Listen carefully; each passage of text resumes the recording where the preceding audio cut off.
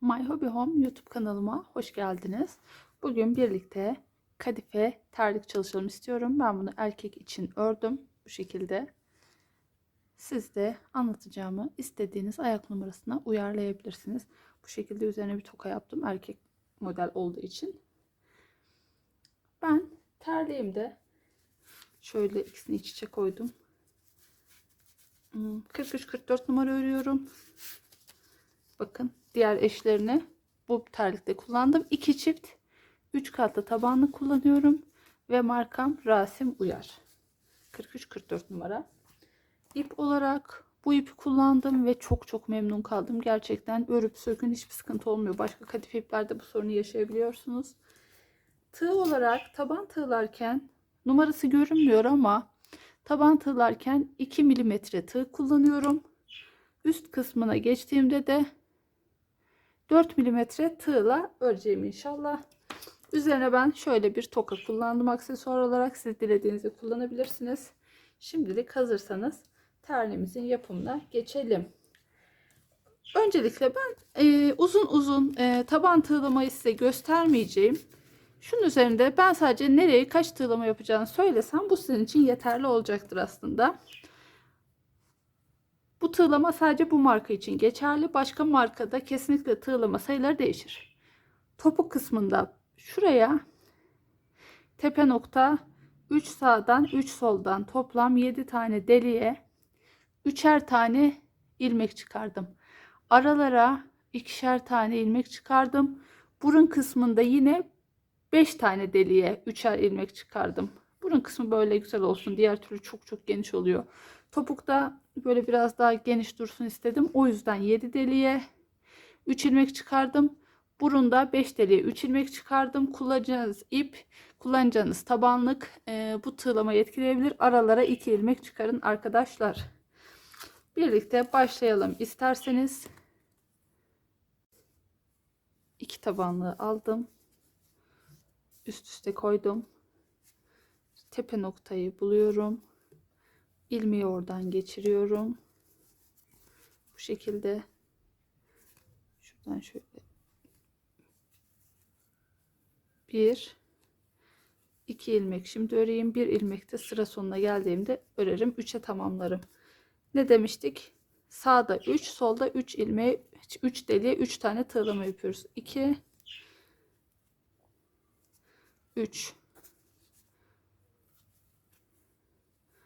1 2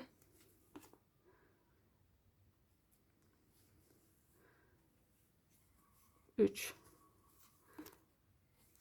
2 çift tabanlık olduğu için biraz zorlayabilir arkadaşlar.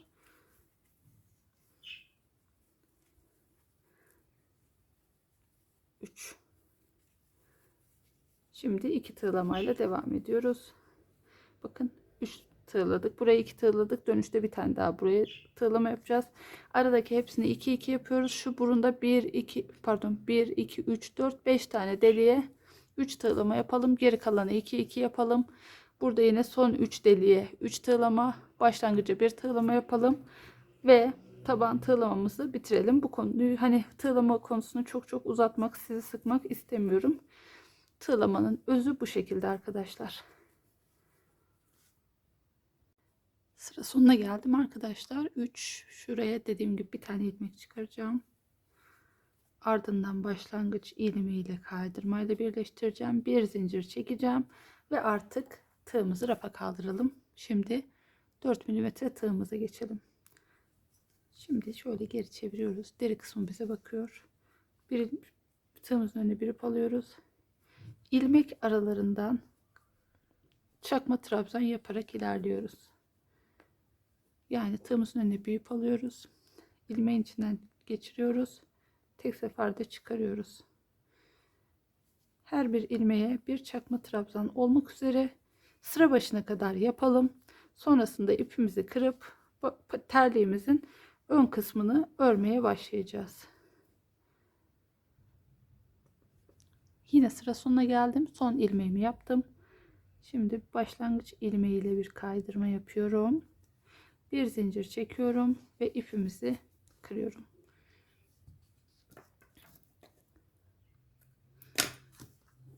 Şimdi bu ipimi ilmeklerin arasından, bir iki tane ilmeğin arasından, kalanı da şu tabandaki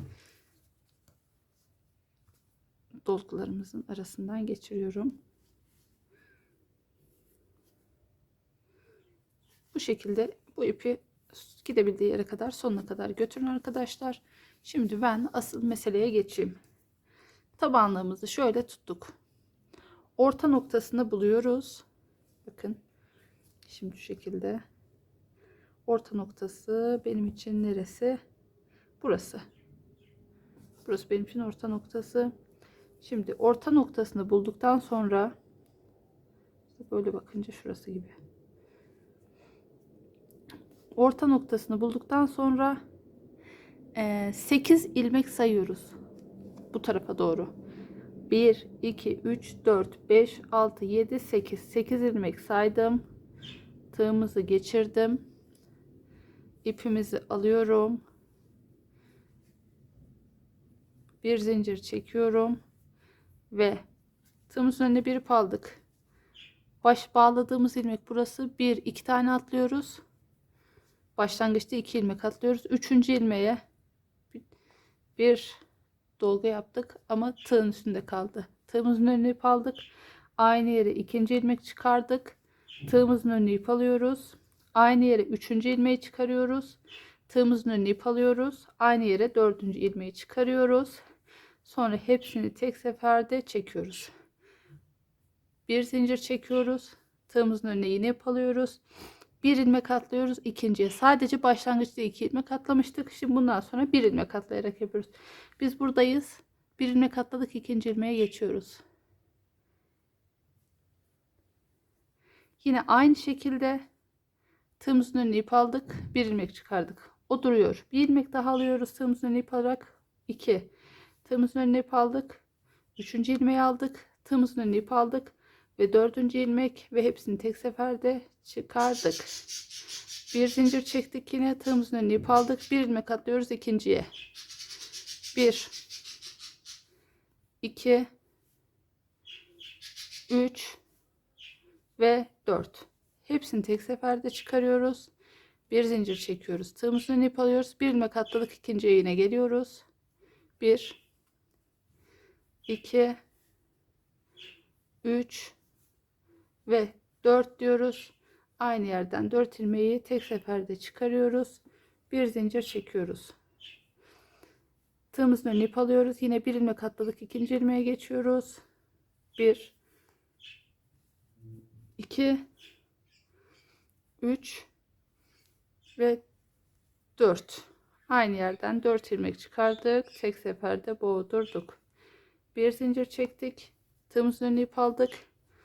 Bir ilmek atladık ikinciye. 1, 2, 3 ve 4. Aynı yerden 4 ilmek çıkarıyoruz ve tek seferde çekiyoruz. Bir zincir çektik. Başlangıcımızda toplamda 1, 2, 3, 4, 5, 6 tane dolgumuz var. Şimdi sıra sonunu bağlıyoruz. En son ilmeğimiz burasıydı. Yanındakine geçiyoruz. İkinciye sık iğne yapıyoruz. Sonraki ilmeğe bir kaydırma yapıyoruz ve ilmeğimizi genişletiyoruz. Terliğimizi içinden geçiriyoruz.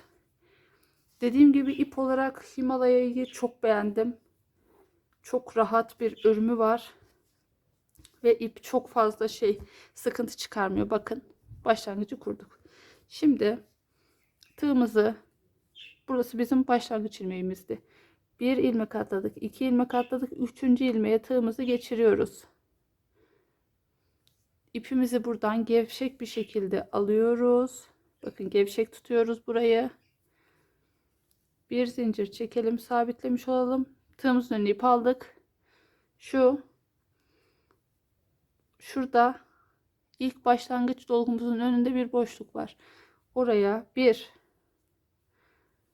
2, 3, 4 dolgu yaptık.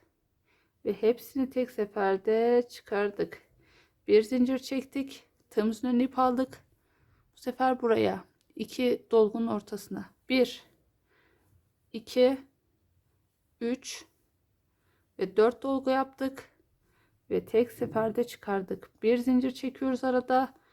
Tığımızın önüne ip alıyoruz ve sıradaki ilmek arasından 1, 2, 3, 4 tane dolgu yapıyoruz ve tek seferde çıkarıyoruz. Bir zincir çekiyoruz. Sıradakine geçiyoruz. 1, 2, 3, 4 ve hepsini tek seferde çıkarıyoruz. İsterseniz 3 dolgu yapabilirsiniz siz, ama 3 dolgu biraz daha şey oluyor. Bir zincirde çektiğimiz için gevşek gibi oluyor. Delikli gibi oluyor. O yüzden böyle daha iyi oldu. Benim gözüme böyle güzel göründü. Tığımızın önüne ip alıyoruz. Sıradaki ilmek arasından 1, 2, 3, 4 kere çıkardık. Tek seferde boğdurduk. Bir zincir çektik. Sıradaki ilmek 1, 2, 3 ve 4. Tek seferde çıkardık. Bir zincir çektik ve en son ilmeğimizi de şuraya, şu sona 1, 2, 3, 4 ilmek yaptık. Tek seferde çıkardık. Sıkı bir şekilde bir zincirimizi çekelim. Şimdi en son ilmeğimiz şuraydı. Bir atladık ikinciye. Sık iğne batıyoruz. Sıradaki ilmeğe de kaydırma yapıyoruz. İpimiz, ilmeğimizi genişletiyoruz ve terliğimizi içinden geçiriyoruz. İpimiz burada kalıyor. Bakın 1, 2, 3, 4, 5, 6 tane ile başladık. 1, 2, 3, 4, 5, 6, 7. Her sırada bir tane artmış olacak. Bu şekilde. Şimdi yine geçiyoruz. Başlangıç ilmeğimiz burası.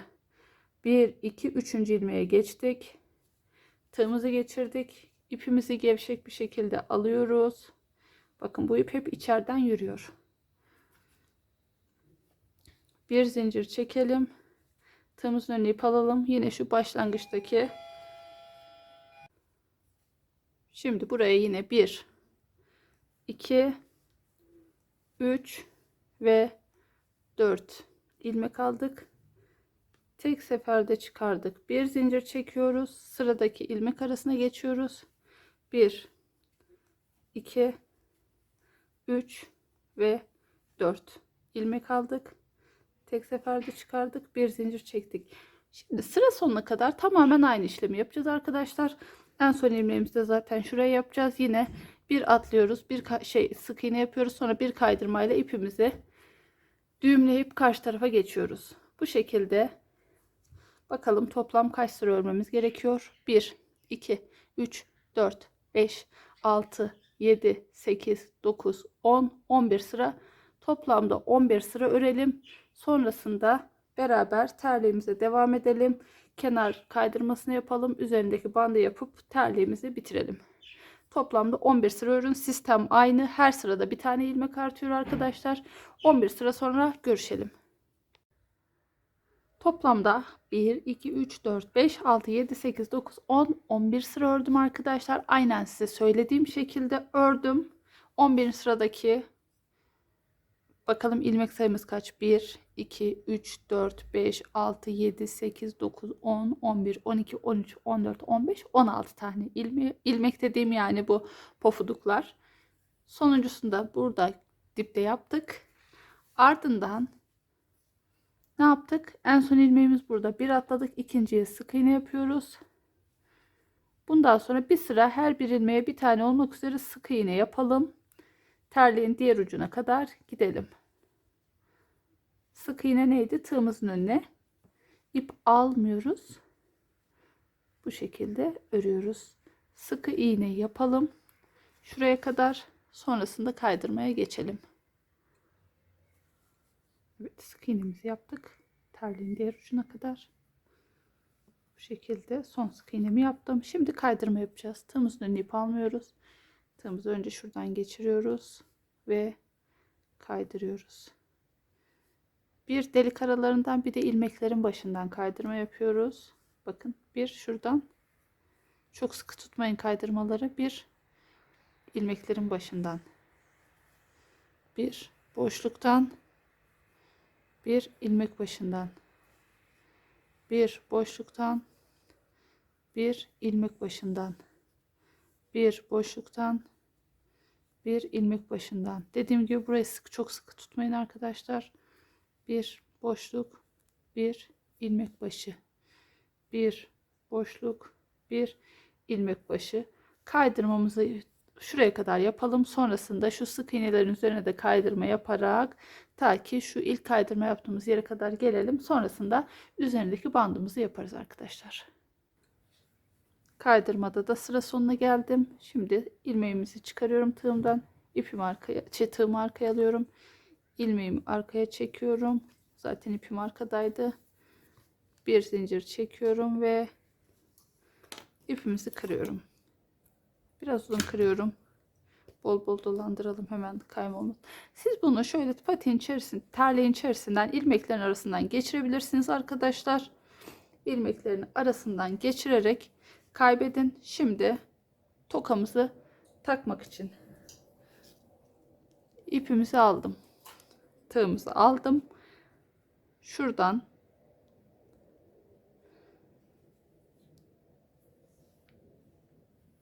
geçiriyorum. Bir zincir çekiyorum. Yan yana aynı ipi bağladığımız yerden başlayarak bir, iki ve 3 sık iğne yapıyorum.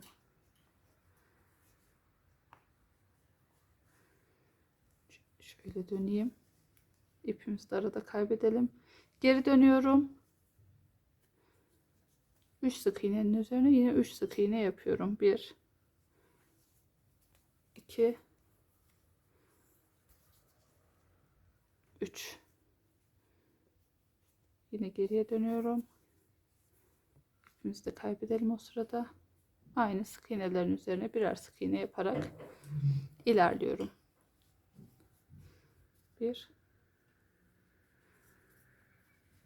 2 ve 3.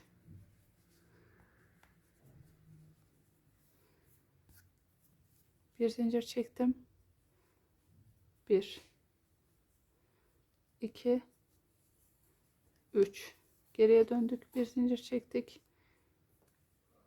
1, 2, 3. Şimdi bu bandımızı ben şu 10. sıranın üzerinden yapıyorum. Biz sıra ölçüsü vermeyeceğim arkadaşlar. Siz buradan şuraya gelinceye kadar ayarlayın. O şekilde hep sık iğne olarak örün. Sonra şu tokamızı takacağız ve hiç ipimizi kırmadan direkt buraya sabitleyeceğiz. Sonra ipimizi kırıp terliğimizi tamamlamış olacağız. Bakın bu şekilde uzunluk olarak ördüm arkadaşlar. Şöyle tam buraya gelecek şekilde. Şimdi ipimizi kırmıyorum şimdilik. Şu yönü bu tarafa olacak. Bakın bu tarafa, bu tarafa geçiriyorum içinden. Bakalım nereye kadar geçirmem gerekecek. Göz kararı siz bunu ayarlayın.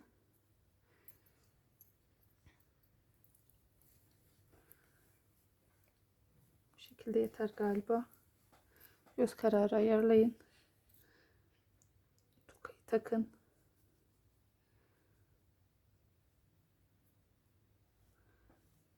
Evet. Siz bu tokayı göz kararı ayarlayın ki ben biraz aslında yine olmadı. Biraz daha ileriden takmalıyım.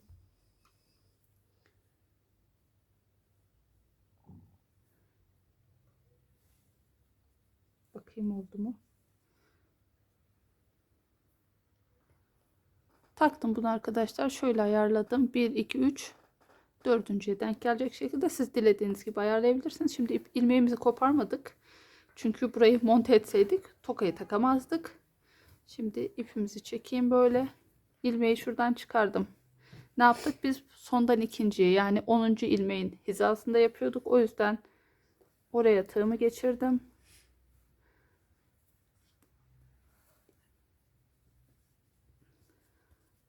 Buradan kaydırma yöntemiyle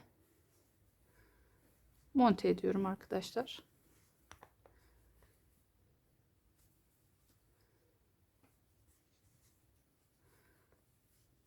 Bir zincir de çekiyorum ve ipimi kırıyorum.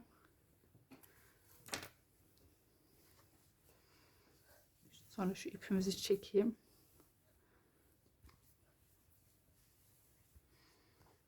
Bu şekilde. Şimdi şunu da şu bandın içerisine çekeyim. Hepsini patiğin içerisinden çektik çünkü.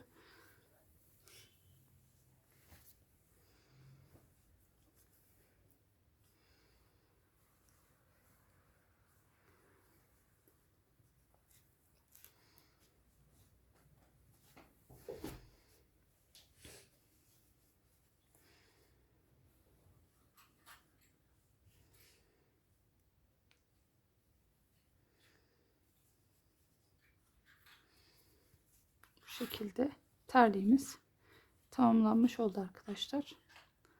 Buyurun. Örecek olan herkese kolaylıklar diliyorum. Abone değilseniz abone olmayı, videoları beğenmeyi ve yorum yapmayı unutmayın. Örecek olan herkese tekrar kolaylıklar diliyorum. İyi günler.